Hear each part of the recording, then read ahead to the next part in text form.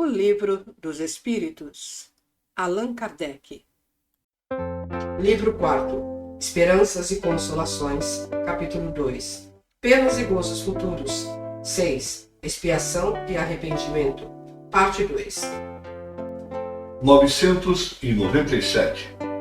Vêm-se espíritos de notória inferioridade, que são acessíveis aos bons sentimentos e às preces feitas em seu favor. Como se explica que outros espíritos, que nos pareceriam mais esclarecidos, revelem um endurecimento e um cinismo a toda prova? A prece só tem efeito em favor do espírito que se arrepende.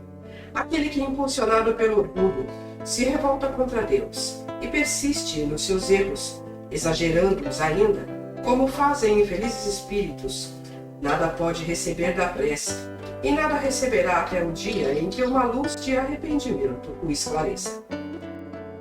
Não se deve esquecer que após a morte do corpo, o espírito não é subitamente transformado. Se sua vida foi repreensível, é que ele era imperfeito. Ora, a morte não o torna imediatamente perfeito.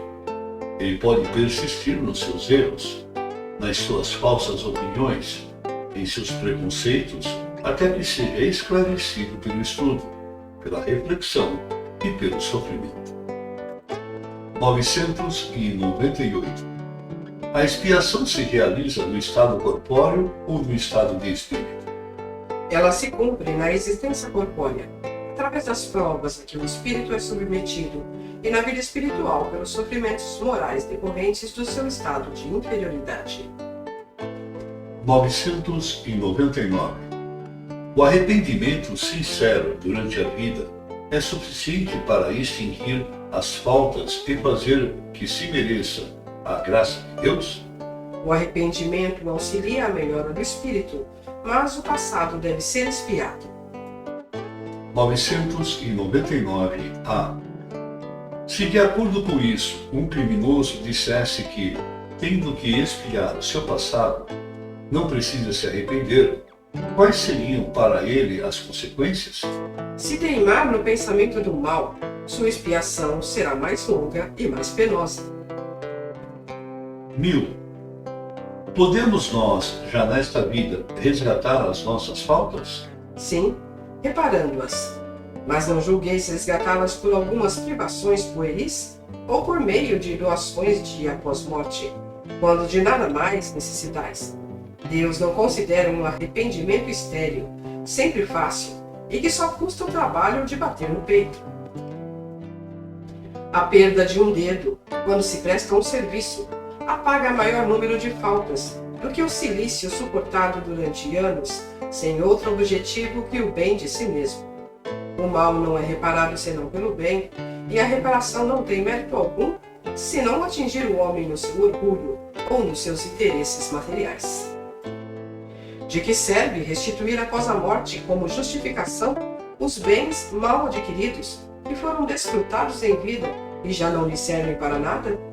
De que lhe serve a privação de alguns gozos fúteis e de algumas superfluidades, se o mal que fez a outrem continua o mesmo?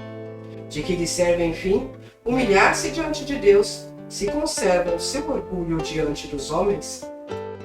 1001. Não há nenhum mérito em se assegurar após a morte um emprego útil para os bens que deixamos? Nenhum mérito não é bem o ter. Isso vale sempre mais do que nada. Mas o mal é aquele que dá ao morrer, geralmente é mais egoísta do que generoso. Quer ter as honras do bem sem lhe haver provado as penas. Aquele que se priva em vida tem duplo proveito, o mérito do sacrifício e o prazer de ver felizes os que beneficiou. Mas há sempre o egoísmo a dizer ao homem: o que dás, tiras dos teus próprios gozos. E como o egoísmo fala mais alto que o desinteresse e a caridade, ele guarda, em vez de dar, sob o pretexto das suas necessidades e das exigências da sua posição. Ah, lastimai aquele que desconhece o prazer de dar, porque foi realmente deserdado de um dos mais puros e suaves gozos do homem. Deus, submetendo-o à prova da fortuna, tão escorregadia e perigosa para o seu futuro, quis dar-lhe em compensação a aventura da generosidade, de que ele pode gozar neste mundo. 1002. O que deve fazer aquele que, em artigo de morte, reconhece suas faltas, mas não tem tempo para repará-las? É suficiente arrepender-se nesse caso? O arrependimento apressa a sua reabilitação, mas não o absolve. Não tem ele o futuro pela frente, que jamais se lhe fecha?